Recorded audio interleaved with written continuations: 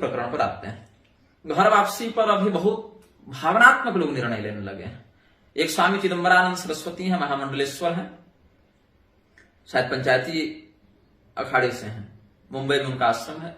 पूर्व काल में जब हमने पाखंड का खंडन प्रारंभ किया था तो उन्होंने हमारा समर्थन भी बहुत से विषयों में किया है, लेकिन जिस बिंदु पर आपत्ति बनेगी उस विषय में हम कहते हैं और कहेंगे।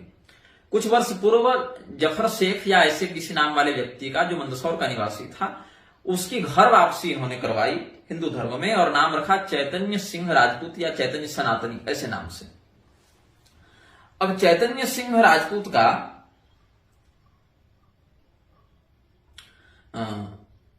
जब आपने नामकरण किया तो जफर शेख का नामकरण किया, क्योंकि घर वापसी वाला मुद्दा बागेश्वर धाम वाले भी लेकर चल रहे हैं। अब हिंदुओं के साथ समस्या क्या है कि बड़े भावुक होते हैं कि अरे नहीं नहीं, देखो हिंदुओं की घर वापसी होनी ही चाहिए, आखिर इतने इतने लक्ष्य भरे पड़े, क्या सबको उठाकर अरब सागर में फेंक दें। ये केवल हिंदू सोचता है कि इतने लोगों को फेंका तो नहीं जा सकता, तो इनको अपने घर में घुसा दो।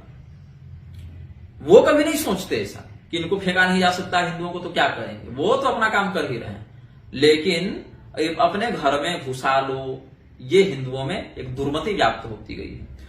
अब चिदंबरानंद सरस्वती जी की एक पोस्ट हमने देखी जिसमें वो कह रहे हैं कि जिस व्यक्ति की घर वापसी कराई जाएगी उसको, कोई लोग जो कह रहे हैं पंचम वर्ण में रखा जाए, सो नहीं होगा, वो जिस वर्ण में था उसी वर्ण में उसको स्थान दिया जाएगा, इसमें कोई बहस नहीं होगी। हमारे गुरुजी ने यही कहा है, यही विधान ही है, और यहां तक कह दिया कि लोग भ्रम न फैला, मतलब हम ही लोग भ्रम फैला रहे हैं और आप उस व्यक्ति को उठाकर सीधे हिंदू धर्म में लाकर सीधे वर्ण दे रहे हैं। अद्भुत, और भ्रम हम लोग फैला रहे हैं। तो अब हमने निर्णय किया कि इस पर तो बोलना आवश्यक हो गया। तो पहले आप हमें ये बताइए, घर वापसी के जो पैरोकार हैं वो वर्ण देना क्यों चाहते हैं, और वर्ण जब देंगे तो किस आधार पर देंगे, कर्म के आधार पर देंगे या आपकी जन्म के आधार पर आप देंगे। आप पहले निश्चित करें कि आप जन्मना वर्ण व्यवस्था के पक्षधर हैं या कर्मणा वर्ण व्यवस्था के पक्षधर हैं। शास्त्र तो जन्मना के पक्ष में, जन्मना के द्वारा ही कर्म का अधिकार होता है, और कर्म की पुष्टि होने पर वर्णोन्नति और कर्म की अपुष्टि होने पर वर्णहानि होती है। लेकिन आधार उसका प्रधान में जन्म ही है, क्योंकि कर्म शरीर से होता है और शरीर जन्म से होता है। अब जन्मना के तो हम लोग पक्षधर हैं, ठीक है, इस पर हम बहुत लंबा चौड़ा वीडियो भी बना चुके हैं, लेख भी लिख चुके हैं, और हमसे पूर्व के बहुत से आचार्यों ने तो बहुत कुछ लिखा। करपात्री स्वामी जी ने चातुर्वर्ण संस्कृति विमर्श लिखा, विचार पीयूष में भी बहुत कुछ लिखा, हम भी भविष्य में लिखेंगे। अब अगर आप कर्म से वर्ण को मानते हैं तो फिर उसके कर्म के अनुसार उसको वर्ण दीजिए। क्या चैतन्य सिंह राजपूत या चैतन्य सनातनी क्या तलवार उठाकर युद्ध लड़ रहा है, क्या वो सेना में बहाल है? नहीं है, तो आपने उसको क्षत्रिय वर्ण कैसे दे दिया? कर्म के आधार पर तो उसका वर्ण हमें क्षत्रिय जैसा नहीं दिख रहा। और अगर आप जन्म से वर्ण को मानते हैं तो वो कौन सा क्षत्रिय कुल में उत्पन्न हुआ था? वो तो क्षत्रिय जन्म से था नहीं, वो तो जन्म से मुसलमान था। अब कहें उसके पूर्वज जन्म से मुसलमान नहीं थे, उसके पूर्वज क्षत्रिय थे, तो पूर्वज न थे जन्म से, ये नहीं था ना। किसी के पूर्वज अगर पहलवान हो, रोज 5 किलो घी खाएं, तो पोता भी 5 किलो घी पचा लेगा रोज। जब जन्म की बात है तो इस शरीर के जन्म से आप बात कीजिए, इनके पूर्वजों के जन्म से आपको क्या मतलब? और यदि कर्म की बात करते हैं तो कर्म से तो क्षत्रिय का कर्म कर नहीं रहा था व्यक्ति। अब इसमें क्या विडंबना है कि वर्ण अपने अधिकार से किसी को नहीं दिया जा सकता। बहुत से ऐसे कृत्य होते हैं जिसमें व्यक्ति को कहा जाता है तुम पतित हो गए हो, तुमको प्रायश्चित करना पड़ेगा, जाति बहिष्कृत कर दिया जाता है ऐसे व्यक्ति को। हिंदुओं में जो घर वापसी करवा रहे हैं, क्या वो जाति बहिष्कार का भी सामर्थ्य रखते हैं? नहीं रखते। जो व्यक्ति म्लेच्छ है जन्म से और कई पीढ़ियों से म्लेच्छ रहा है, उसको तो आप जनेऊ पहना के, तिलक लगा के, पंचगव्य पिला के तुरंत कहते कि तुम हिंदू बन गया और तुम ब्राह्मण हो, क्षत्रिय हो, सब बन गया तुम।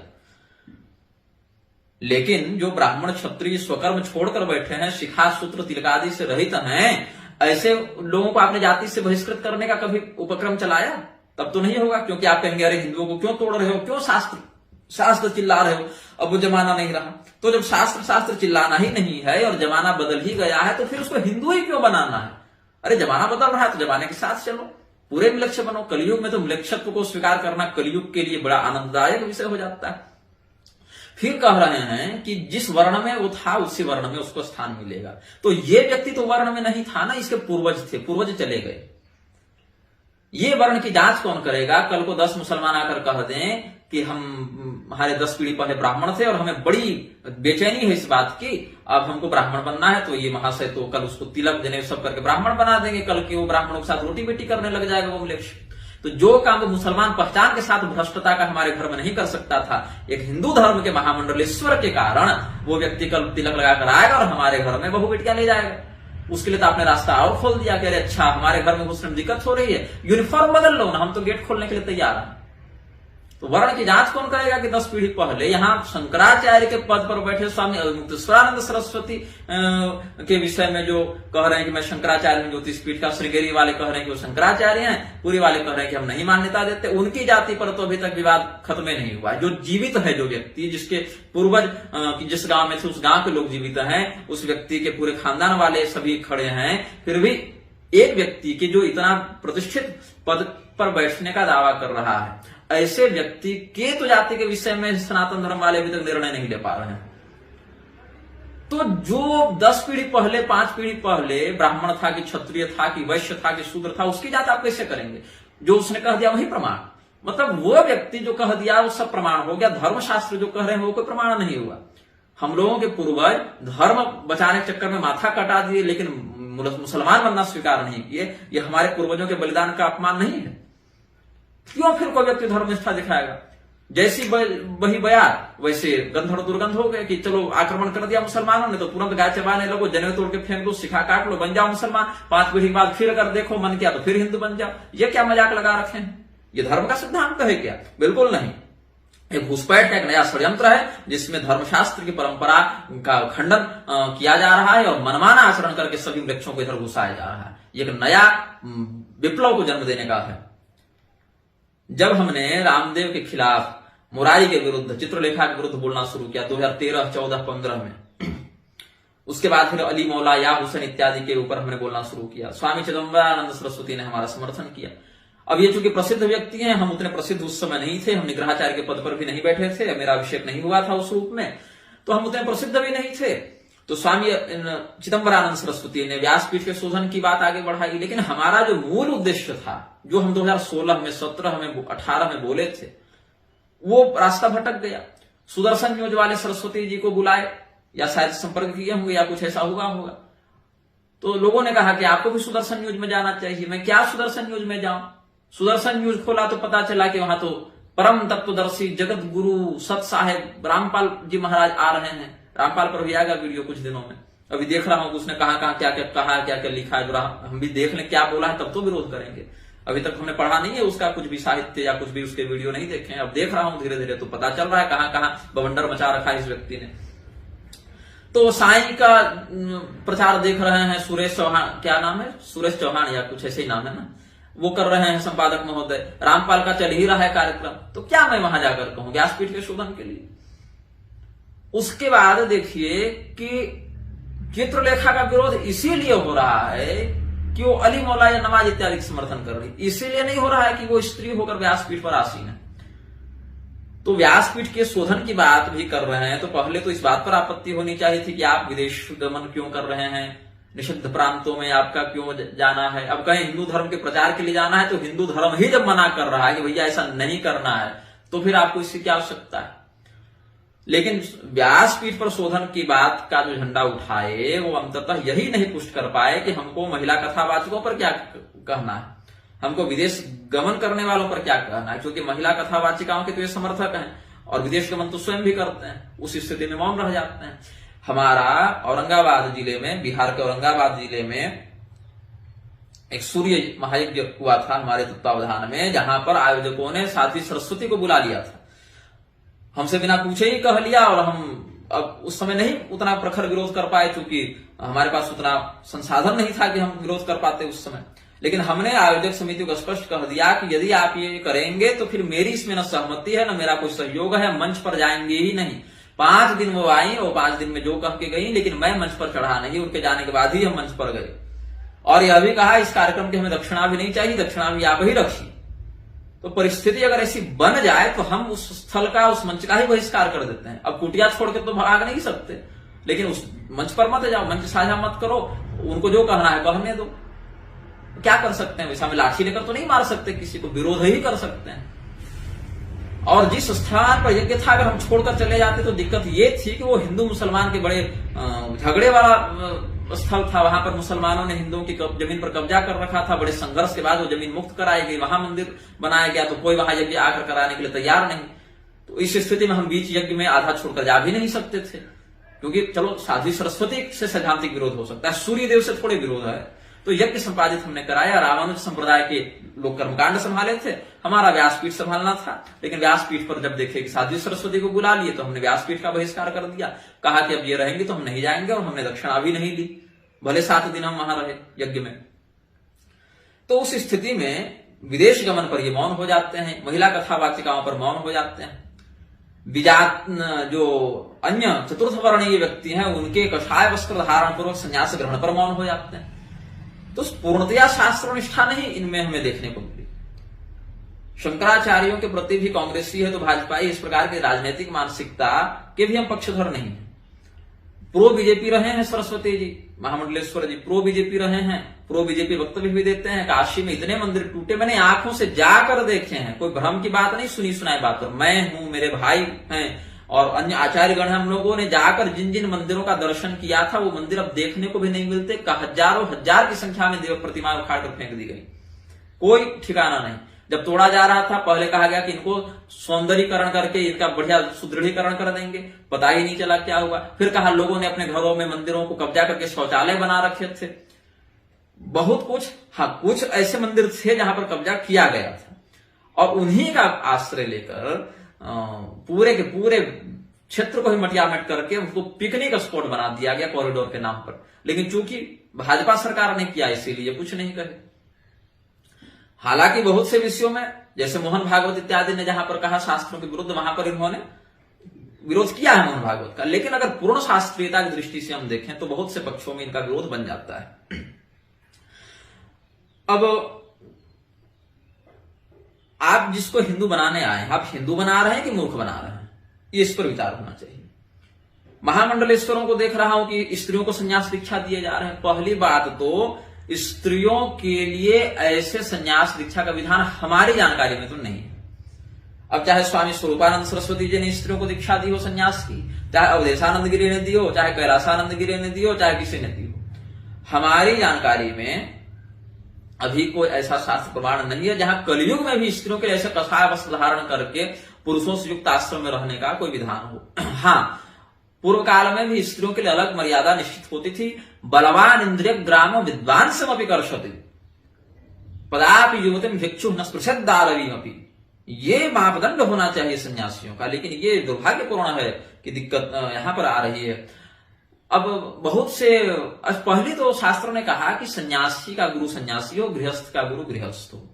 अब बिना मुहूर्त का विचार किए, बिना पात्र अपात्र का विचार किए ताबड़तोड़ दीक्षाएं दी जा रही है। हर कार्यक्रम के साथ एक दीक्षा संगोष्ठी का कार्यक्रम जोड़ दिया जाता है। सभी लोग सन्यासियों से दीक्षा ले रहे हैं और उनके दान से, उनके कुकर्म से सन्यासियों का भी पाप का घड़ा भर रहा है। तो ये गलत बात है। स्त्रियों के लिए तो पहले कहा नास्ति स्त्रीणाम पृथक गुरु, पति रेको गुरु स्त्रीणाम नास्ति स्त्रीणाम पृथक गुरु, ये मत कहा। इस पर भी हम बाद में वॉइस में वीडियो बनाएंगे कि पति ही स्त्रियों का गुरु है, अन्य गुरु नहीं। लेकिन वहां भी कहा संप्रदाय भेद से, उपासना भेद से, पति की सम्मति से और कुल परंपरा के अनुरूप स्वस्थ गुरु का चयन भी किया जा सकता है, मंत्र लिया जा सकता है उससे। ऐसा भी आगम वाक्य उपलब्ध होता है, शास्त्र वाक्य उपलब्ध होता है।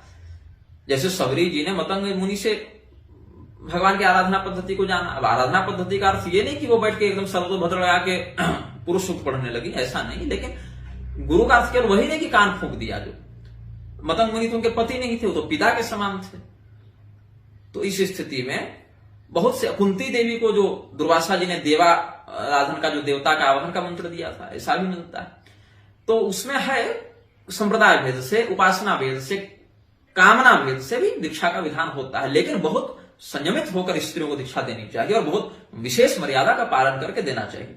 तो हमारा शिष्य जो बनने आ रहा है वो कहां से आ रहा है, क्या खा के आया है, क्या कुकर्म करके आया है, कोई जांच पड़ताल नहीं। केवल आप जाइए, नाम लिखवाइए और सीधे शिष्य बन जाइए।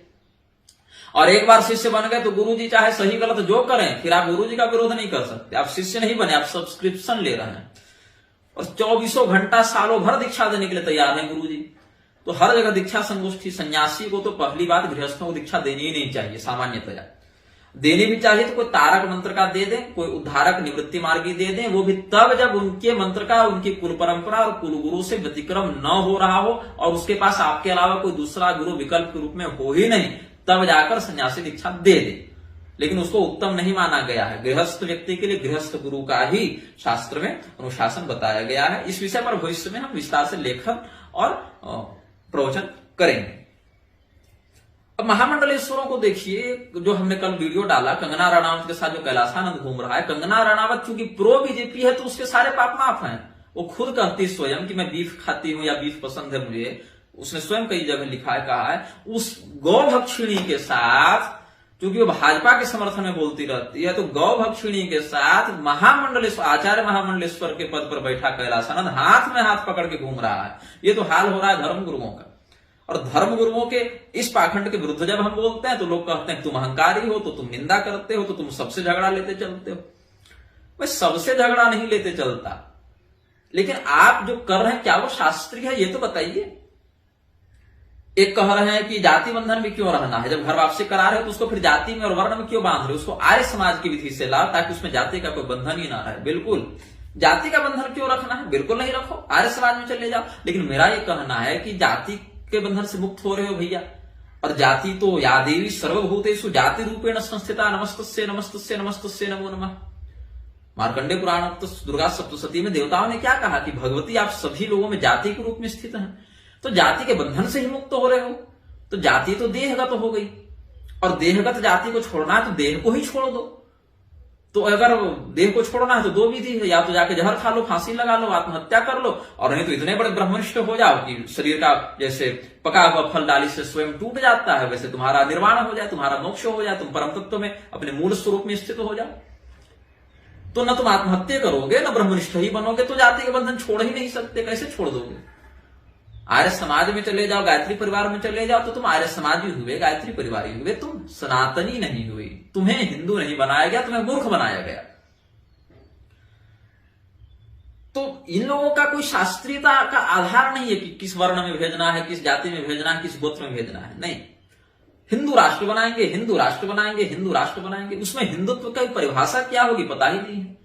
अभी हम खोज रहे थे पूरी शंकराचार्य जी के हिंदू राष्ट्र अभियान के जो संविधान लेखक हैं वो कौन है, तो यूट्यूब पर कुछ वीडियो मिले, पता चला योगेश मिश्र जो अधिवक्ता है वो पूरी शंकराचार्य जी के द्वारा हिंदू राष्ट्र का संविधान लिखने के लिए अधिकृत हुए हैं, जहां तक कि यूट्यूब वीडियो में हमें मिला। अब योगेश मिश्र कौन है जो राधा भगवती के विरुद्ध अनाप शनाप बोलते रहते हैं, कई बार वर्णाश्रम के विरुद्ध भी, भगवान के अवतार के विरुद्ध भी, राधा भगवती के विरुद्ध भी बहुत कुछ बोले हैं। करपात्री स्वामी जी राधा तत्व पर इतना गजब लेखन किया है, इतनी गजब उनकी साधना रही राधा तत्व पर। और करपात्री जी के शिष्य स्वामी निश्चलानंद सरस्वती जी के द्वारा जो हिंदू राष्ट्र की संकल्पना लेकर अभियान चलाया जा रहा है, उसका संविधान लेखक योगेश मिश्र हैं, और योगेश मिश्र राधा भगवती को गाली देते चलते हैं। तो राधा रानी के निंदकों को संविधान लिखने के लिए रखा गया, तो क्या धर्मशास्त्रीय मर्यादा के अनुसार हिंदू राष्ट्र का मापदंड, वो रूपरेखा उसके तैयार करेंगे।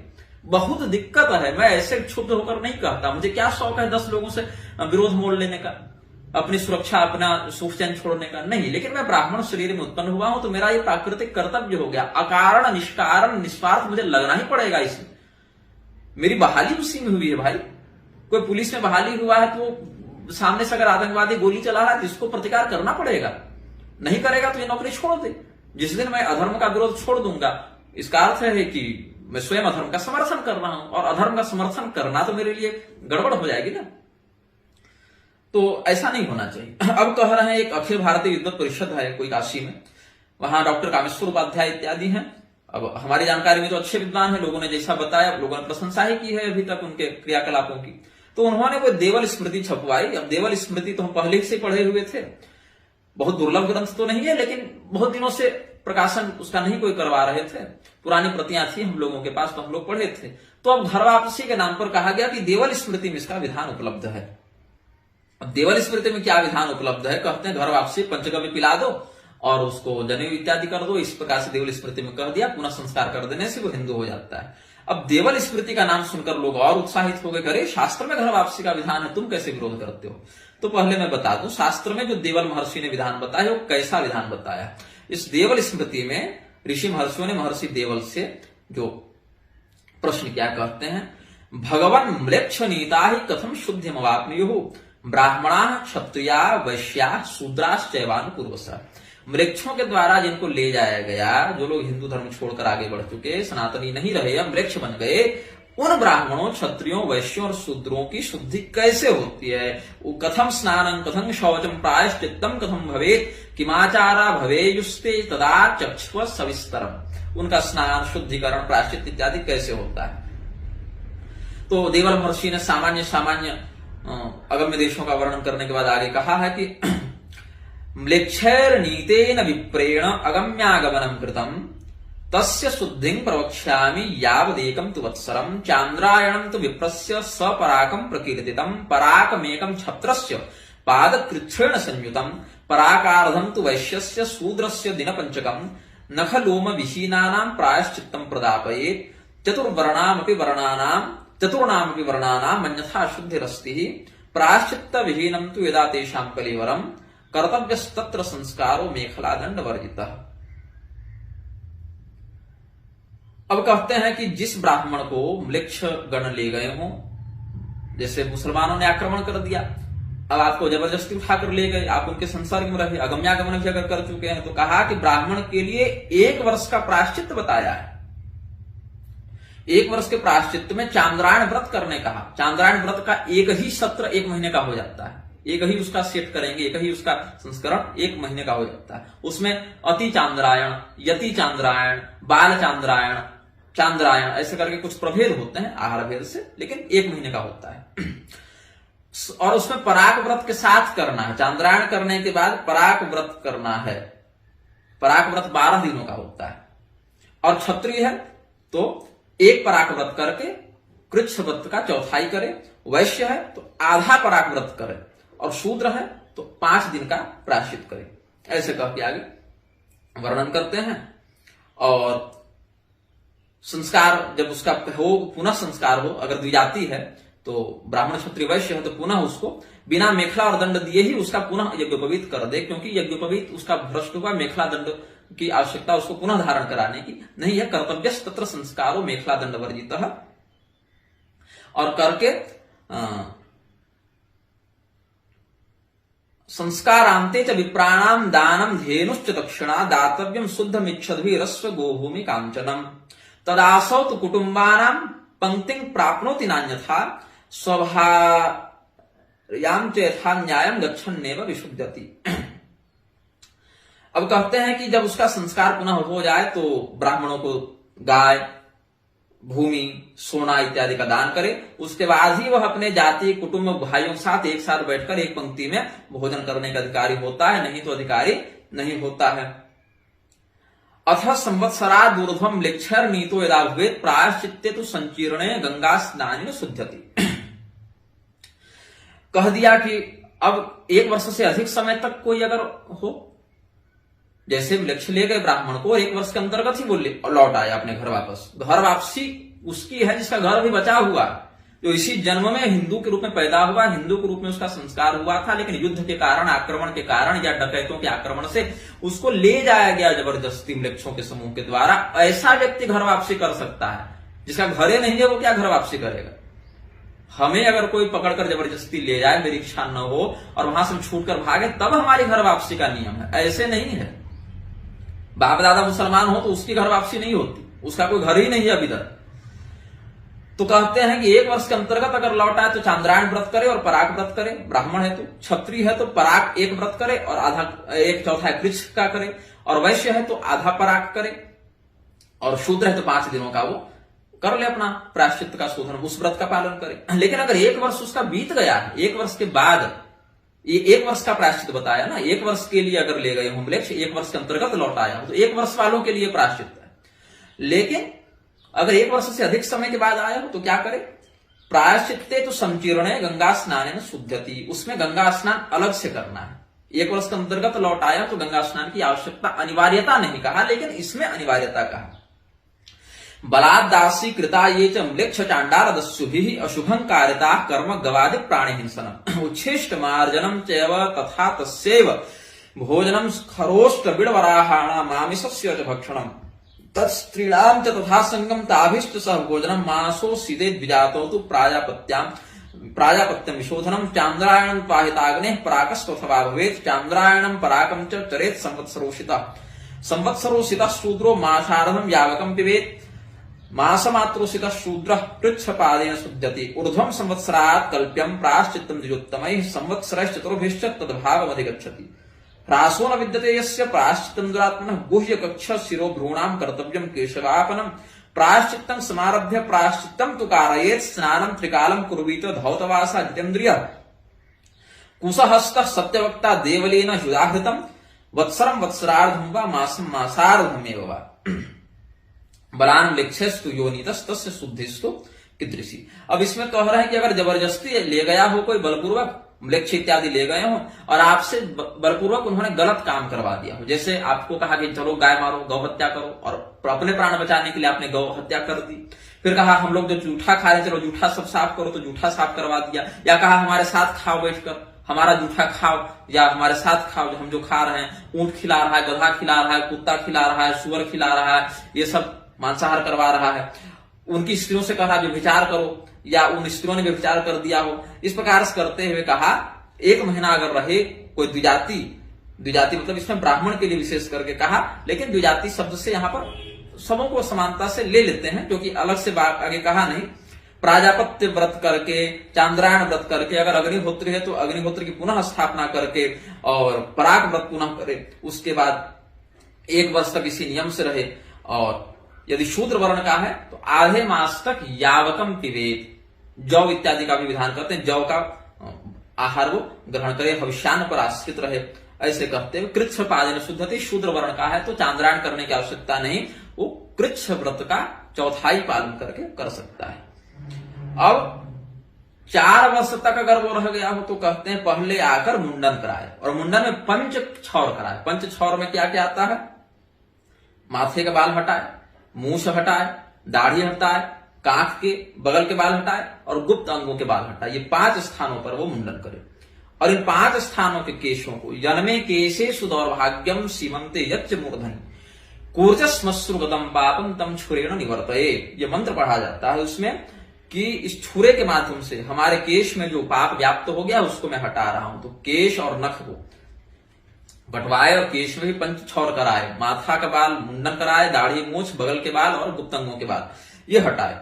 अब ऋषियों ने कहा कि अगर अधिक और समय के अनुसार फिर कैसे होगा अन्य लोगों का जो बलात्कार पूर्वक जबरदस्ती वृक्षों के द्वारा ले जाए गए हैं, तो इसमें कहा कि जो ब्राह्मणों का है पादोनम क्षत्रियोक्ता मर्धम वैश्य श्रापय, मतलब ब्राह्मण को अगर मान लेते हैं कि 100 पैसा प्रायश्चित कहा है तो 75 पैसा क्षत्रिय को, 50 पैसा वैश्य को और 25 पैसे में शूद्र की शुद्धि हो जाती है। ब्राह्मण को अधिक प्रायश्चित कहा है।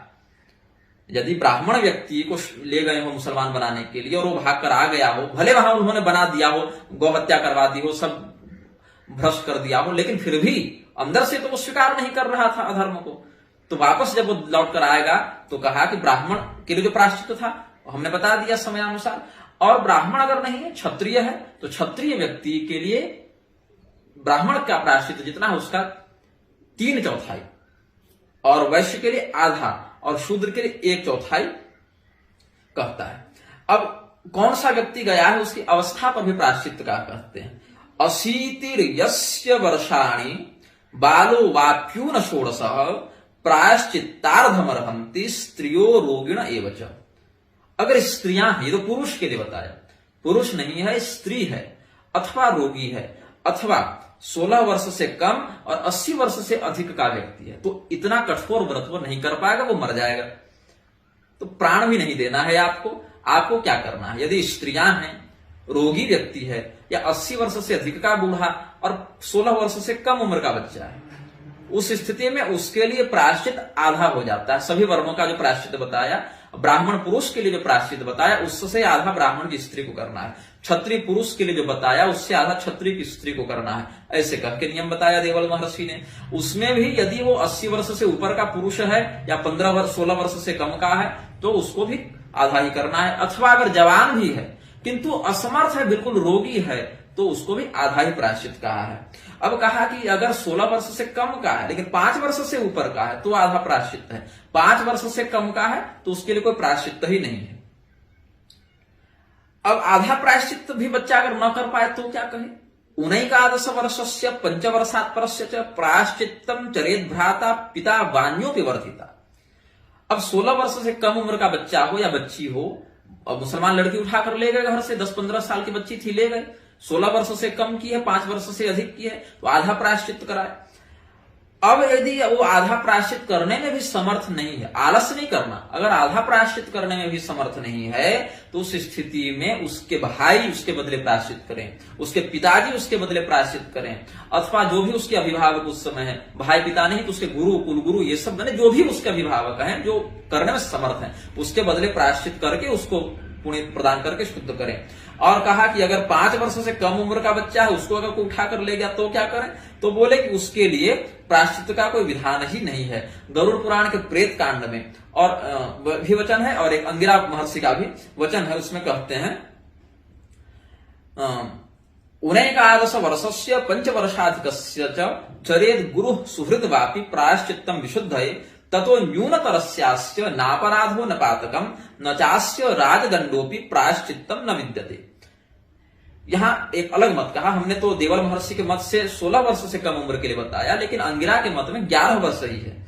जो अंगिरा का वचन है उसमें कहते हैं 19 वर्षस्य 5 वर्षाधिकस्य, 11 वर्ष से कम और 5 वर्ष से अधिक के बच्चे के लिए कहा कि उसके गुरु या उसके सुहृदगण बाप भाई जो है वो कर दें प्रायश्चित। और यहां पर देवल महर्षि ने कहा कि वाप्यून 16 से कम के लिए ऐसा कहा। तो अपने अपनी स्मृतियों में स्मृतिकारों ने थोड़े बहुत अंतर से प्रायश्चित बताया है, अपने कुल परंपरा के अनुसार अनुसरण करना चाहिए। लेकिन अगर 5 वर्ष से कम का है तो गरुड़ पुराण में कहा अति बाल नरो नरस्यास्य नापराधो न पातकम न चास्य राजदंडोपि प्रायश्चित्तम न विद्यते। ये गरुड़ पुराण के प्रेत कांड में और अंगिरा महर्षि के वचन में भी एक ही बात है कि उसके लिए कोई न पातक है न कोई प्रायश्चित है, उसको दोष लगा ही नहीं। अगर 2-3 वर्ष का बच्चा मलेच्छ उठाकर ले गए, वो बच्चा जब प्राप्त हो जाए बढ़िया नहवा दीजिए, चकाचक वो शुद्ध हो गया, उसके लिए कोई प्रायश्चित भी नहीं, कोई अपराध भी नहीं। और कहा नचास्य राजदंडो भी प्रायश्चित्तम न विद्यते, उसके लिए तो राजा का दंड भी नहीं, उसके लिए कोई जो शास्त्रीय शासन प्रणाली उसमें कोई दंड का विधान भी नहीं। 5 वर्ष से कम बच्चे के लिए क्या पाप पुण्य आप बताइएगा, क्या दंड दीजिएगा उसको? स्वयं व्रतम चरेत सर्वमन्यथा नैव शुद्धति। यदि स्वयं व्रत करने में समर्थ है तब तो ये सब दूसरे पर टाले नहीं, स्वयं ही करे। तिल होमम प्रकुर्वीत जपम कुर्यादतमृत। फिर होम और जप का विधान बताया। संलाप स्पर्श निश्वास सहयानासनाशनात् याजनाध्यापनात् यवनात् पापम संक्रमते नृणाम याजनम योनि संबंधम स्वाध्यायम सह भोजनम कृत्वा सद्यः पतत्येव पतितेन न संशयः। बात करने से, स्पर्श करने से, उसके श्वास से, उसके साथ एक गाड़ी में चलने से, उसके साथ भोजन करने से, उसका पूजा पाठ कराने से, उसको विद्या पढ़ाने से, उसके साथ यौन संबंध बनाने से पाप एक व्यक्ति से दूसरे व्यक्ति में जाता है, संक्रमण होता है। पाप संक्रमण जैसे रोग का संक्रमण होता है ना, कैसे रोग का संक्रमण होता है? यौन संबंध बनाने से रोग फैलता है कि नहीं फैलता? साथ में अगर उसका जूठा खाते हैं तो बहुत से रोग जूठा खाने से फैलते हैं, बहुत से रोग तो श्वास से फैलते हैं। तो सरकार कहीं मास्क लगा लो। अब कोरोना में तो बहुत कुछ हुआ है, ड्रामा डुगडुगी भी बजी है फालतू बवंडर में, लेकिन श्वास से भी, टीबी इत्यादि के बहुत से रोगाणु श्वास से फैल जाते हैं। बातचीत करने से भी रोग फैलता है, बहुत निकट होकर बातचीत कीजिएगा। मनोरोग बातचीत से भी फैल जाता है। कोई वैसा व्यक्ति बहुत डिप्रेशन वाला मिल गया तो आपको खुद ही डिप्रेशन में भेज देगा। तो छूने से भी बहुत से चर्म रोग छूने से फैल जाते हैं, चेचक इत्यादि छूने से भी फैल जाते हैं। तो क्या कहता है शास्त्र में वर्णन है कि बातचीत करने से, छूने से, श्वासों के स्पर्श से, एक साथ एक गाड़ी में चलने से, भोजन करने से, साथ में पूजा पाठ कराने से, अध्ययन कराने से भी और यौन संबंध से भी एक पाप दूसरे व्यक्ति तक जाता है। और याजनम योनि संबंधम स्वाध्यायम सह भोजनम कृत्वा सद्यः पतत्येव पतितेन न संशय। अब गाड़ी में कहीं कहीं तीर्थ यात्रा में या यात्राओं में स्पर्शास्पर्श का दोष नहीं लगता, केवल बातचीत कर लेने मात्र से पतित हो गए, ऐसा भी नहीं सोचना चाहिए। क्योंकि अब समाज में सबकी जाति आपको पता थोड़ी, सबका कुकर्म आपको थोड़ी पता है कि कौन सा व्यक्ति भ्रूण हत्या करके यार उससे हमको बात नहीं करनी। लेकिन कहा यदि आप पूजा पाठ उसका करवा रहे हैं, उसको शास्त्र पढ़ा रहे हैं, यौन संबंध बना रहे हैं, अथवा साथ में बैठकर भोजन कर रहे हैं तब तुरंत पतित हो जाइएगा, अन्य में तो थोड़ी छूट दिया है। और संवत्सरेण पतति, कलयुग में कुछ छूट दिया इसमें, अन्य युगों में तो तुरंत ही पतित हो जाते थे। कलयुग में पराशर इत्यादि ने भी, भगवान पराशर महर्षि ने भी अपना कुछ दिया है शोधन कि कलयुग में उतना नियम नहीं लागू हो पाता। हाँ, अब यौन संबंध बना रहे हैं, रोटी बेटी कर रहे हैं, तब तो खैर बहुत तुरंत ही लग जाएगा, लेकिन ऐसे स्पर्श हो गया यात्रा में चलते हुए, या ऐसे बात कर लिए, या श्वास उसका अपने शरीर में लग गया तो दिक्कत नहीं। लेकिन 1 वर्ष तक लगातार यही करते रहे, रोज जा रहे हैं हम लक्ष्य को छू रहे हैं, रोज जा रहे हैं हम लक्ष्य के साथ बात कर रहे हैं, तब कहा संवत्सरेण पतति पतितेन सहाचरण। पतित व्यक्ति का, पतित में भी केवल लक्ष्य नहीं आएंगे, हिंदू में भी जो गौ हत्या, भ्रूण हत्या, ब्रह्म हत्या इत्यादि कर रहा है, घोटालेबाजी कर रहा है, अनुचित माध्यम से द्रव्य कमा रहा है, ऐसे लोगों के साथ 1 वर्ष तक व्यवहार करेंगे तो भी आप प्रायश्चित ही हैं। अब उसमें कहते हैं आगे, स्त्रीणाम लक्ष्य नीतानाम बलात् संवेशने क्वचित ब्राह्मणी क्षत्रिया वैश्या शूद्रा नीता यदांत्यजय ब्राह्मणिया कीदृशम न्याय्यम प्रायश्चित्तं विधीयते। ऋषि महर्षियों ने पूछा कि देवल महर्षि आप बताइए कि कोई स्त्री अगर मृक्षों के द्वारा ले जाई गई, अपनी इच्छा से नहीं गई, उसको उठा के बलपूर्वक ले गए, तो क्या होना चाहिए उसके लिए प्रायश्चित। अब कोई स्त्री गई है, उसको गई मतलब ले जाई गई, तो देखना पड़ेगा वो किस जाति वर्ण की स्त्री है, ब्राह्मणी है कि क्षत्रिया है, वैश्या है या शूद्रा है। अब तो हिंदू धर्म में यह स्थिति आ गई है कि लोगों को वेश्या और वैश्या का अंतर नहीं पता है। वैश्या कहते हैं वैश्य वर्ण की स्त्री को, सामान्य भाषा में बनिया की जो पत्नी, सेठ की पत्नी सेठानी होती है ना, तो वैसे ही वैश्य की पत्नी वैश्या। वेश्या अगर कहेंगे तो अर्थ है व्यभिचारिणी स्त्री, दोनों में भेद समझिएगा। वैश्या सम्मानित शब्द है, वेश्या गर्हित शब्द है। तो कहा कि यदि ब्राह्मणी है तो कुछ और प्रायश्चित है, और क्षत्रिय है तो कुछ और है, वैश्य है तो कुछ और है, शूद्र है तो कुछ और है। अब यदि ब्राह्मणी स्त्री को ये ले गए, उठाकर म्लेच्छ ले गए, और कहां तक अशुद्ध किया, तो केवल अभक्ष्य भक्षण कराया, जैसे मांसाहार करवा दिया, गाय खिलवा दिया, गोमांस खिलवा दिया, या रोटी सब्जी खिलाई लेकिन म्लेच्छों के साथ ही जूठा खिला दिया, अपने साथ ही खिला दिया। तो पराग व्रत, 12 दिनों तक पराग व्रत का पालन करके वो ब्राह्मणी शुद्ध हो जाती है, उसकी घर वापसी हो गई। और अगर ब्राह्मणी नहीं, वो क्षत्रिय कन्या है, क्षत्रिय स्त्री है, तो 12 दिनों में ब्राह्मणी शुद्ध होती है, 9 दिनों का व्रत करके क्षत्रिय की स्त्री शुद्ध होती है, 6 दिन के व्रत में वैश्या शुद्ध हो जाती है, और 3 दिन में ही शूद्र वर्ण की स्त्री शुद्ध हो जाती है। लेकिन कब? यदि यौन संबंध नहीं बना है तब, यदि उस म्लेच्छ ने यौन संबंध बनाया तब कुछ और बात है। न कृतं मैथुनम ताभिरभक्ष्यम नैव भक्षितम शुद्धिस्तदा त्रिरात्रिण मृक्षान्य नैव भक्षिते। यदि केवल ले जाई गई हो, उसका यौन संबंध नहीं हुआ और उसने कुछ खाया पिया वहां पर नहीं, तब उस स्थिति में 3 दिन में ही वो शुद्ध है। इतना सरल बता दिया स्त्रियों के लिए। लेकिन वो इसी जन्म में ब्राह्मणी गई हो, क्षत्रिया गई हो, उसको जबरदस्ती उठाकर ले गए हो, भोजन नहीं किया हो उसने वृक्षों के साथ, अशुद्ध वस्तु नहीं खाई हो, उसके साथ बलात्कार नहीं हुआ हो, तो वापस आए और 3 दिन में ही वो व्रत का पालन करके, पराग विधि से व्रत का पालन करके 3 दिन में शुद्ध है। भोजन कर लिया हो लेकिन बलात्कार नहीं हुआ हो तो 12 दिन में ब्राह्मण की स्त्री, 9 दिन में क्षत्रिय की स्त्री, 6 दिन में वैश्य की स्त्री, और 3 दिन में शूद्र की स्त्री शुद्ध हो जाती है। अब कहा कि यदि वो महिला उस समय मासिक धर्म में है, जब ले जाएगी, पहले से अशुद्ध थी, मासिक धर्म की स्त्री अगर गई है तो क्या होगा? तो रजस्वला यदा स्पृष्टा म्लेच्छे नान्य वापुना त्रिरात्र मुष्टा स्नाता पंचगव्येन शुद्धति। रजस्वलावस्था में यदि उसका अपहरण हो गया तो उस स्थिति में जब वो वापस आएगी, रजोधर्म से निवृत्त होगी, फिर 3 दिन तक वो उपवास करेगी और स्नान करेगी, पंचगव्य प्राशन करेगी, पंचगव्य पीकर वो शुद्ध हो जाएगी। और अगर सामान्य रजस्वला स्त्री को म्लेच्छ नहीं ले गए हैं, लेकिन दूसरी शुद्ध स्त्री ने उसको छुआ, ब्राह्मणी ने, क्षत्रिया ने, शुद्ध स्त्री ने दूसरी रजस्वला स्त्री को छुआ, तो भी देवल महर्षि ने 3 दिनों में उस स्पर्श करने वाली दूसरी महिला के लिए शुद्धि बताई है। स्पृष्ट्वा रजस्वला न्यून्यम ब्राह्मणी क्षत्रिया तथा त्रिरात्रेण विशुद्धि स्यात् देवरस्य वचो यथा। और ऐसे ही करते हैं।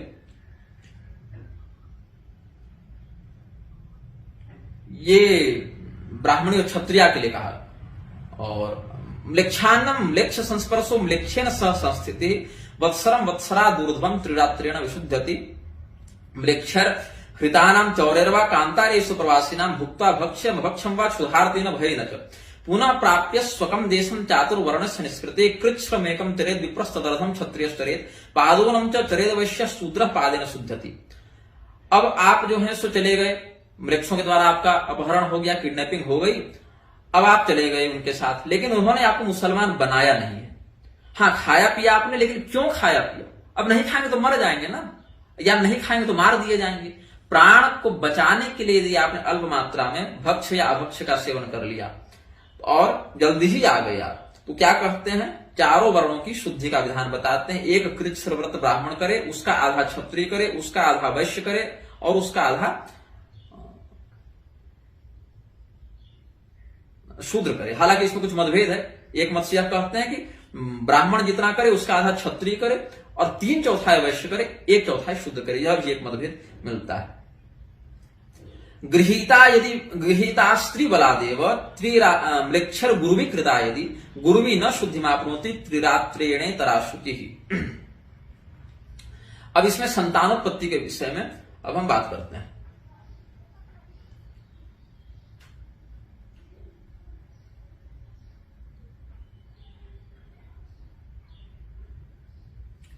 अब म्लेच्छों ने ले गया, पकड़कर स्त्री को ले गए और कर दिया बलात्कार। अब उसको गर्भ ठहर गया।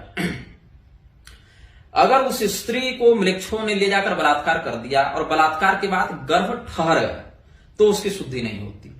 अगर गर्भ नहीं ठहरा है तो त्रिरात्रेणे तराशुचि, गर्भ नहीं ठहरा तो 3 रात्रि में शुद्ध है, और बाकी अभी जो भी विधान बताते आ रहे हैं। लेकिन अगर गुरुवी हो गई, मतलब गर्भिणी हो गई, गर्भवती हो गई, तो शुद्धि नहीं, चाहे कामना से हो या बिना कामना से हो। अगर गर्भ ठहर गया है तो योषान गर्भम विधत्तेया म्लेच्छात कामाद कामतः। अब पूछा, जब ऋषि महर्षियों को कहा कि गर्भिणी की शुद्धि नहीं होती, तो ऋषि महर्षियों ने फिर देवल महर्षि से कहा कि ब्राह्मण की पत्नी हो, क्षत्रिय की पत्नी हो, वैश्या हो, शूद्रा हो, चाहे वर्णेतरा हो, मतलब जंगल में रहने वाली कोई भीलनी भी हो जो शूद्र वर्ण में भी नहीं आती, अंत्यज में आती है, उसके साथ भी अगर म्लेच्छों ने बलात्कार कर दिया या कुछ अभक्ष्य भक्षण करा दिया तो कैसे होगा? तो कहा कि कृच्छ्रम शांतपनम शुद्धिर्घृतर योनेश्च पाचनम असवर्णेन यो गर्भ स्त्रीणाम योनो निषिच्यते अशुद्धासा भवेन्नारी यावत् शल्यम न मुंचति विनिश्रिते ततः शल्ये रजसो वापि दर्शने तदासा शुद्धते नारी विमलम कांचनम यथा। यदि गर्भ नहीं ठहरा है तो अगले मासिक के आने पर वो शुद्ध हो जाएगी। जैसे सोना तपाने पर एकदम निखर जाता है और शुद्ध हो जाता है, प्रदीप्त हो जाता है, ऐसे ही वो स्त्री जब उसका अगला मासिक धर्म आएगा, पीरियड आएंगे, तो उसमें वो शुद्ध स्वयं हो जाएगी, उसके लिए दिक्कत नहीं। लेकिन शीघ्र शुद्धि होनी है तो शांतपन व्रत का, कृच्छ व्रत का पालन करके योनि का प्रक्षालन देसी घी से करना है। जैसे धोते हैं ना, तो घी से योनि का प्रक्षालन करके उसकी शुद्धि होती है। ये शास्त्र विधान है। और उसमें कहा कि ये अभक्ष्य भक्षण के तक कहा, उस स्थिति में उसमें मुख प्रक्षालन, योनि प्रक्षालन, जिस माध्यम से अशुद्धि प्रवेश की उसी माध्यम से उसका प्रक्षालन कहा। और अगर गर्भ ठहर गया तो जब तक उसका प्रसव नहीं होता उसको शुद्धि नहीं हो सकती। प्रसव पर्यंत वो अशुद्ध ही कहलाएगी, प्रसव पर्यंत वो म्लेच्छ ही कहलाएगी, उसको इधर पुनः स्थान नहीं दिया जा सकता। तो विनिश्रिते ततः शल्ये, जब वो गर्भ निकल गया तदा सा शुद्धते नारी विमलम कांचनम यथा, यह कह दिया। लेकिन अब ध्यान दीजिए, अब यहां पर हम मुख्य बात पर आते हैं। अब जो बच्चा पैदा होगा उसका क्या करें? म्लेच्छों के द्वारा जो बच्चा उत्पन्न किया गया या जो ब्राह्मण म्लेच्छ बन चुका उसने जो बच्चा पैदा किया उसको घर वापसी करानी ही नहीं है, मना किया है। बल्कि देवल स्मृतिकार ने क्या कहते हैं, ध्यान से सुनिए। सगर्भो दीयते न्यस्मे स्वयं ग्राह्यो न करहिचित स्वजातो वर्जये जस्मात् शंकर स्यादतोन्यथा गृहीतो यो बलान म्लेच्छ 5 6 7 वासमा दशादि विंशतिम यावत तस्य शुद्धि विधीयते। वो गर्भ से जो बच्चा निकला उसको अपने कुल में सम्मिलित नहीं करना है, वो म्लेच्छों के साथ ही जाएगा। अगर जबरदस्ती करोगे कि नहीं हमको इसको अपने वंश में ही रखना है तो तुम्हारे वंश में वर्ण संकरता फैलेगी, इसका ध्यान रखना। घर वापसी केवल एक ही स्थिति में संभव है, यदि आप पहले से ब्राह्मण, क्षत्रिय, वैश्य, शूद्र या वनवासी भी हो लेकिन हिंदू हो, इसी जन्म में हिंदू के रूप में पैदा हुए हो, आपके बाप माँ कुल खानदान सारे लोग हिंदू ही थे, आप या आपके परिवार वाले गलती से दुर्भाग्य से किसी संकट की स्थिति में म्लेच्छों के द्वारा जबरदस्ती म्लेच्छ बना दिए गए और पुनः आप हिंदू बनना चाहते हैं, तभी ये प्रायश्चित विधान आप पर लागू होगा। आपके बाप दादा मुसलमान थे या बाप दादा मुसलमान बन गए, उसके बाद आपका जन्म हुआ अथवा मुसलमानों के द्वारा बलात्कार से जन्म हुआ है, तो आप हिंदू नहीं बन सकते। इसको ध्यान रखा जाए। आप शास्त्रीय मर्यादा की सीमा में स्वयं को घर वापसी के लिए अनर्ह पाते हैं, आपकी बहाली ही नहीं होगी। ये शास्त्रीय विधान है। अब चाहे इस पर हमें कितनी गालियां दें, आप लोग स्वतंत्र हैं, लेकिन शास्त्र विधान यही कहता है।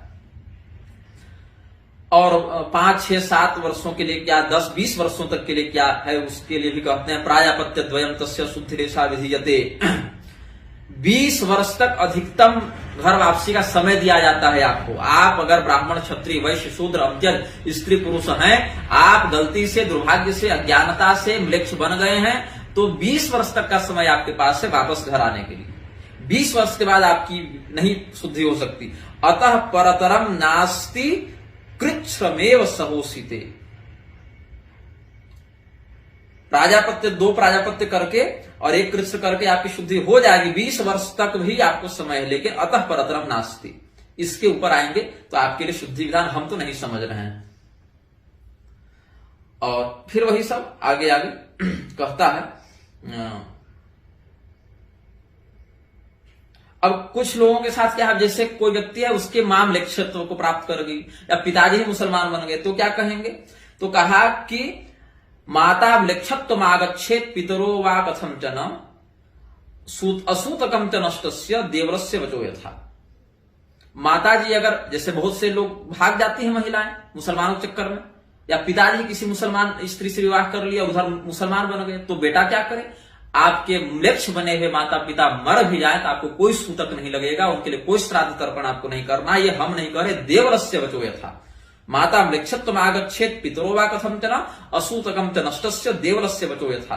तो जो म्लेच्छ बन गया उसका परित्याग कर दें, और जब श्राद्ध इत्यादि करेंगे तो उसको छोड़कर अन्य पूर्वजों का करें। मातरम च परित्यज्य पितरम च तथा सुतः ततः पितामहम चैव शेष पिंडम तु निर्वपेत। अब इसमें स्त्री और शूद्र जब घर वापसी करेंगे, कैसे करेंगे? अगर बलपूर्वक उनको म्लेच्छ ले गए हैं, उनको म्लेच्छ बना दिया गया, या उनके माध्यम से संतान उत्पन्न करवा दी गई, वो संतान तो हिंदू बनने से रही, वो तो नहीं बनेगी। किसी वर्ण में उसको स्थान नहीं, किसी गोत्र में उसको स्थान नहीं मिलेगा। लेकिन अगर वो 20 वर्ष के अंतर्गत घर वापस आना चाहे तो घर वापसी संभव है। लेकिन जब पंचगव्य पिलाएंगे तो स्त्री और शूद्र को बिना मंत्र का पंचगव्य देना है। समंत्रक पंचगव्य में द्विजाति का ही अधिकार है, स्त्री और शूद्र का नहीं। पंचगव्य पी सकता है लेकिन बिना मंत्र का। स्त्रीणाम चैव तु शूद्राणाम पतितानाम तथैव च पंचगव्यम न दातव्यम दातव्यम मंत्र वर्जितम, ये कहा। ऐसे कह के और भी किस मंत्र से होगा? विष्णु रराट मंत्रेण प्रायश्चित्त विशुद्धति, ऐसे करके बहुत आगे वर्णन है, बहुत कर्मकांडी विधि का वर्णन है। और कहीं कहीं समाह कर तो बस ही होता है, उचित द्वादश समाह जो सीता जी बता रही हैं। तो इसीलिए 12, 5, 6, 7, 10 अथवा अधिकतम 20 वर्षों तक यावत तस्य शुद्धि विधीयते, उसकी शुद्धि तो होगी, लेकिन अतः परतरम नास्ति, शुद्धि उसके बाद शुद्धि नहीं संभव है। तो जो लोग घर वापसी करा रहे हैं, अब इसमें कहता है निग्रह संप्रदाय में निग्रहागमों के अंतर्गत एक उपागम है विशुद्धोपागम, उसमें भी ये बात है।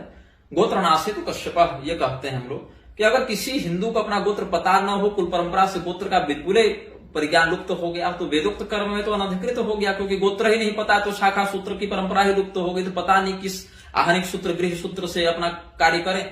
लेकिन पुराण आगम के वैकल्पिक वचनों का आश्रय लेकर अपने वचनों के वैकल्पिक विधान से वह जो कृत्य करेगा उसमें कश्यप गोत्र का वो उच्चारण करे।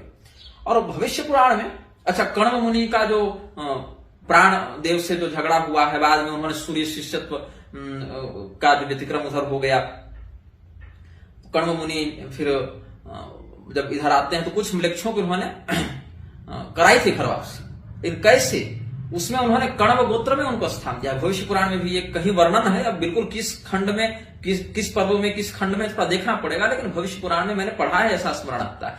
तो अगर वो हिंदू है तो और गोत्र नष्ट हो गया तो वैकल्पिक रूप से कश्यप गोत्र में स्थान दिया जाता है। अगर हिंदू नहीं है, म्लेच्छ है, तो कण्व ऋषि के गोत्र से वो अपना म्लेच्छ में का जितना अधिकार उतना वो कर सकता है, ये बात है। अब कह रहे हैं स्वामी चिदंबरानंद सरस्वती की जैसे आदि शंकराचार्य जी ने बौद्धों की घर वापसी कराई थी हम भी कराएंगे, तो जरा प्रमाण दें कि आदि शंकराचार्य जी ने किस बौद्ध की किस विधि से घर वापसी कराई थी। केवल कहने से तो होगा नहीं, आदि शंकराचार्य जी ने किस बौद्ध की किस विधि से घर वापसी कराई थी, ये जरा आप हमें बता दें तो हम भी उसी विधि का अनुसरण करेंगे, देखेंगे भाई वो विधि क्या है, कैसे उसका पालन किया जा सकता है। लेकिन अगर देवल स्मृति की बात करते हैं तो 5 बातों को ध्यान में रखिए। घर वापसी उसी की संभव है जो इसी जन्म में हिंदू के रूप में जन्म लिया, दुर्भाग्यवशात म्लेच्छ बन गया, लेकिन म्लेच्छ बनने के 20 वर्ष के अंतर्गत वो वापस आना चाहता है तो अमुक अमुक विधान से वर्ण और लिंग के आधार पर प्रायश्चित का विधान है। लेकिन अगर 20 वर्ष बीत गए हों या उसके मां बाप म्लेच्छ थे, ये म्लेच्छ ही पैदा हुआ था, तो उसके लिए घर वापसी संभव ही नहीं है।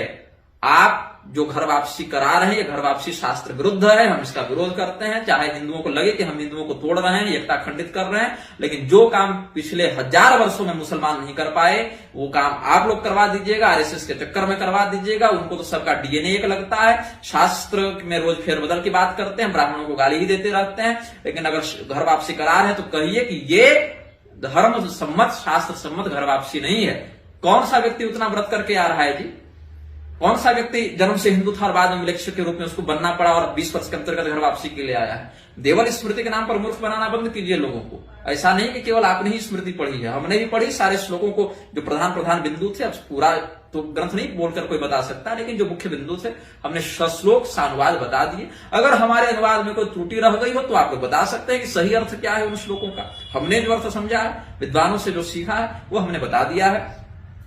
किसी भी ऐसे व्यक्ति का जो जन्म से हिंदू नहीं था, उसके माता पिता मुसलमान थे, उसके पूर्वज भले हिंदू रहे होंगे, उससे हमको मतलब नहीं।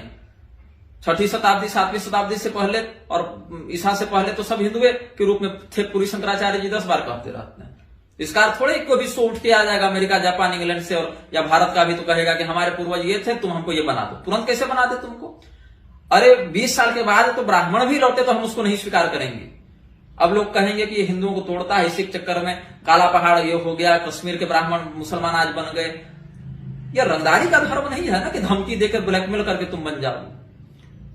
हमारे यहाँ आहार का, यौन संबंध का बहुत निश्चित संयमित संविधान निश्चित है, मर्यादा उसकी निश्चित है। ऐसे नहीं होता। अगर आपको इतना ही हिंदू धर्म में आने की बेचैनी है तो जहां है वहीं रहिए, भगवान का नाम लीजिए, भगवान नाम संकीर्तन कीजिए, सत्य बोलिए, अहिंसा का पालन कीजिए, ब्रह्मचर्य का पालन कीजिए, गृहस्थ है तो गृहस्थ बनकर रहिए, अपने धन का अधिकाधिक प्रयोग लोकोपकार में कीजिए, मर जाइए। मरने के बाद यदि भगवान का नाम लेते मरे तो आप उद्धार को प्राप्त करेंगे, नहीं मरे तो उसी पुण्य फल के स्वरूप आप हिंदू के रूप में जन्म लेंगे। बहुत बढ़िया घर वापसी हो गई, फिर आप आजीवन हिंदू बनिए और कोई दिक्कत नहीं है। लेकिन कहेंगे हमको हमारे परदादा ब्राह्मण थे, क्षत्रिय थे, तो हमको तुरंत अभी तिलक लगा दो और पंचगव्य पिला दो और कल से हम भी ब्राह्मण क्षत्रिय बन जाएंगे और तुम्हारे साथ रोटी बेटी करेंगे, तो ये धर्मशास्त्र संविधान के सर्वथा विरुद्ध है। ये हिंदुओं को एकदम रसातल ले जाने का बिल्कुल त्रिविधम नरकस्येदम जो कहा ना भगवान ने, वही नरक का द्वार ये हो गया है घर वापसी का जो नाटक हो रहा है। सो हाँ, कोई हिंदू था, आदिवासी था या वनवासी था, बन गया वो ईसाई या बन गया मुसलमान, 20 साल के अंतर्गत आना चाहता है तो 3 रात्रि का उपवास करा के, आमंत्रक पंचगव्य पिला के, देवाराधन, भगवान नाम कीर्तन, दान दक्षिणा करा के और उसका प्रायश्चित करवा के ले आइए। उसको तो हम मना नहीं कर रहे, लेकिन जो 5 पीढ़ी से मुसलमान है वो नहीं आ सकता अंदर। अब उसका कोई रास्ता यहां पर नहीं है। वो यही करे कि जैसे रसखान इत्यादि ने भगवान के प्रति अहेतु की भक्ति का प्रदर्शन किया और भगवान से प्रेम किया, उनका उद्धार हुआ। उद्धार न भी अगर आपका हो गया तो स्वल्पमप्यस्य धर्मस्य त्रायते महतो भया, वही किया गया सत्कर्म सदाचरण आपको हिंदू के रूप में जन्म दे देगा। हम तो पुनर्जन्म वाले सिद्धांत पर चलते हैं ना। तो इसीलिए घर वापसी का जो शास्त्रीय प्रारूप है उस पर अगर घर वापसी कराते हैं, उन मापदंडों पर घर वापसी कराते हैं तो स्वागत है। और अगर उन मापदंडों पर आप नहीं आते हैं भैया, तो हमारे दरवाजे आपके लिए बंद हैं। कौन सा महामंडलेश्वर क्या कहता है, कौन सा शंकराचार्य, कौन सा रामानुजाचार्य, कौन सा निम्बार्काचार्य, कौन सा मध्वाचार्य के पद पर बैठा व्यक्ति क्या कहता है, इस पर प्रमाण नहीं बताया जा सकता। प्रमाण धर्मशास्त्रों ने जो बताया है उसके आधार पर हम कर्तव्य का निर्णय कर सकते हैं। दादाजी ने संध्या गायत्री छोड़ी लेकिन धोती कुर्ता पहनते रहे, पिताजी ने धोती कुर्ता भी छोड़ दिया लेकिन शिखा और जनेऊ का पालन करते रहे। आप आए, आप शिखा और जनेऊ भी छोड़कर बैठे हैं और आपके बेटे जो हैं वो तो अंतरजाति और अंतरवर्ण के अंतर्गत विवाह करते जा रहे हैं, और पोता जो होगा वो तो यही कहेगा ना, in the name of the Father and the Son and the Holy Spirit करते चलेगा वो। तो बिल्कुल रसातल जाएंगे। म्लेच्छों के साथ संस्पर्श, उनके साथ संलाप भी बल्कि गर्भित ही बताया गया है। अब हम अपने जीवन की बात बताते हैं। हम 8वीं कक्षा में पढ़ते थे, तो किसी सहपाठी ने कहा कि स्कूल में प्रोजेक्ट मिला है, चलो कैफे जाकर कुछ प्रिंट आउट निकलवाते हैं। तो हम चले गए उसके साथ। जीवन में हम पहली बार देखे कि कैफे क्या होता है, साइबर कैफे। तो गए तो पता चला कि वो किसी मुसलमान का कैफे है। अब उस समय जहां मेरा दोस्त ले गया, हम चले गए, प्रिंट आउट निकाले। अब पूरे क्षेत्र में एकमात्र कैफे वही था। तो स्कूल में जब कोई काम मिलता वैसा तो वहीं जाकर प्रिंट आउट निकालना पड़ता। तो उस व्यक्ति ने हमारे साथ कोई दुर्व्यवहार नहीं किया। जब भी जाते तो प्रणाम पंडित जी ऐसे अच्छे से ही कहता था। वो व्यक्ति अभी जीवित भी है बल्कि। तो एक दिन ऐसे ही हम अपने मित्र के साथ प्रिंट आउट निकालवाने गए हुए थे कुछ प्रोजेक्ट के लिए। 2010-11 की बात होगी। तो उस व्यक्ति को मैंने बड़ा उदास देखा। तो ऐसे ही दयालुता बस पूछ लिया कि भाई क्या उदास हैं जी आप आज। तो उसने कहा कि पंडित जी हमारे घर में झगड़ा हो गया जमीन को लेके, और हम लोगों ने जब खतियान वगैरह बहुत पुराने कागजात निकलवाए, तो हम तो अंसारी हैं, हमारे पिताजी भी अंसारी थे, हमारे दादाजी भी अंसारी थे, परदादा भी अंसारी थे, लेकिन उनके बाप के लिए किसी पांडे का नाम लिखा हुआ है। तो पांडे का नाम लिखा, लगता है हम लोग ब्राह्मण थे। तो अब मुस्कुराए, क्या कर सकते हैं, आप थे तो थे, हमारे पूर्वज भी ब्राह्मण थे, लेकिन उन्होंने तो धर्म नहीं बदला, आपने तो बदला। तो अब कीजिए सदाचरण का पालन, भगवान का भजन कीजिए। जब पांडे थे आप लोग, तो बोला नहीं ये तो कुफ्र है, अब कैसे होगा, ये तो सोचना भी कुफ्र है, हम लोग तो पड़े रहो भैया आप। लेकिन जो लोग भगवान का नाम लेना चाहते हैं उनके लिए कोई निषेध भी नहीं है। भगवान रामानंदाचार्य जी ने तो राम नाम सबके लिए सुलभ कर ही दिया था और शास्त्रीय प्रमाण के साथ किया था। तो राम राम करो ना बैठकर भाई। चैतन्य महाप्रभु ने हरे राम करवाया, तो करो ना बैठकर, उसके लिए तो मना नहीं कर रहे हैं ना। लेकिन कहोगे कि एकदम जनेऊ लगाकर तुम्हारे साथ एकदम उसी वर्ण में, उसी गोत्र में रोटी बेटी सब करने लगेंगे, तो अभी उतने योग्य नहीं हुए हो। अभी प्रायश्चित की विधि शेष है, अभी तुम्हारा पुनर्जन्म होना है, उस शुद्ध प्रारूप में आपको आना है। हम स्वागत तो करेंगे, लेकिन विधि से आओगे तब ना, वीजा पासपोर्ट लगाओगे तब ना। ये थोड़े कि तार फांद के घुस गए तो तुम्हारा स्वागत होगा, ऐसा नहीं होना चाहिए। यह शास्त्रीय है। घर वापसी का जो शास्त्रीय प्रारूप है उस पर जो काम करें तो हम स्वागत करते हैं, अगर नहीं करेंगे तो फिर हम उसका बहिष्कार ही करेंगे। तो घर वापसी पर जो शास्त्रीय पक्ष था हमने रख दिया है। किसी को पसंद लगे या ना लगे उससे मतलब नहीं। ट्रॉय का घोड़ा बनने से बचिए। आपको लग रहा है कि हम हिंदुओं की संख्या बढ़ा रहे हैं, क्या संख्या बढ़ा रहे हैं, जब धर्मशास्त्रों पर ये निष्ठा नहीं रखेंगे, धर्मशास्त्रीय विधि से इनकी बहाली नहीं हुई, केवल कह देने से। फिर ये प्रायश्चित का भी ढोंग क्यों कि पंचगव्य पिलाओ और हवन करवाओ और स्त्रियों से। अब तो जो कल परसों हिंदू बना है वो सीधे आचार्य बनकर पूजा पाठ करा रहा है, वो खुद दूसरों को घर वापसी करा रहा है। खुद की बहाली नकली हुई है, वो दूसरों को भी बहाल करते चल रहा है, और उसमें स्त्रियों से गायत्री मंत्र से हवन दिलवा रहा है। तो क्या क्या कर रहा है, कोई शास्त्रीय विधि नहीं, लेकिन बनना है हिंदू। तो आप बनिए उस प्रकार से हिंदू, लेकिन अपने आपस में एक अलग समाज बना के अपना रोटी बेटी करते रहिए। मुख्य परंपरा को क्यों विकृत कर रहे हैं? उसमें आप अलग से कहिए कि चलो जो मुसलमान घर वापसी से आए वो लोग अलग सेक्टर बनाकर रखें, भगवान प्रति निष्ठा रखें और आपस में रोटी बेटी सब करते रहें। लेकिन ब्राह्मण है, क्षत्रिय है, वैश्य है, शूद्र है, वो शूद्र वर्ण में भी नहीं स्थान पा सकता। चारों वर्णों के अंतर्गत उसका किसी गोत्र और वर्ण में स्थान नहीं है, अगर वो जन्म से उस वर्ण गोत्र में नहीं था और वो घर वापसी 20 वर्ष के अंतर्गत वो नहीं कर रहा है। ये देवर महर्षि का अनुशासन है, संविधान है, जिसे हम सभी मानते हैं और हर हिंदू को मानना चाहिए। जो श्रुति स्मृति की मर्यादा को नहीं मानता उसे हम सनातनी स्वीकार नहीं करते, और जो स्वयं सनातनी नहीं है वो दूसरों को क्या सनातनी बनाएगा। यही हमारा पक्ष है, यही हमारा शास्त्र सम्मत विवेकपूर्ण वक्तव्य हमने देने का प्रयास किया है। किसी को आपत्ति हो तो जिस विधि से वो घर वापसी करा रहे हैं उसके समर्थन में इतने शास्त्र प्रमाण जो हमने दिए उनका खंडन करके शास्त्र प्रमाण देने के लिए भी स्वतंत्र है। यदि वो शास्त्र प्रमाण वास्तव में मान्य होंगे तो हमें उन्हें भी स्वीकार करने में कोई आपत्ति नहीं है। लेकिन जहां तक हमने शास्त्रों को देखा, पढ़ा, आचार्यों की संगति की, हम इसी को समझते हैं, जानते हैं और इसी पक्ष को प्रस्तुत करते हैं। श्रीमन नारायण।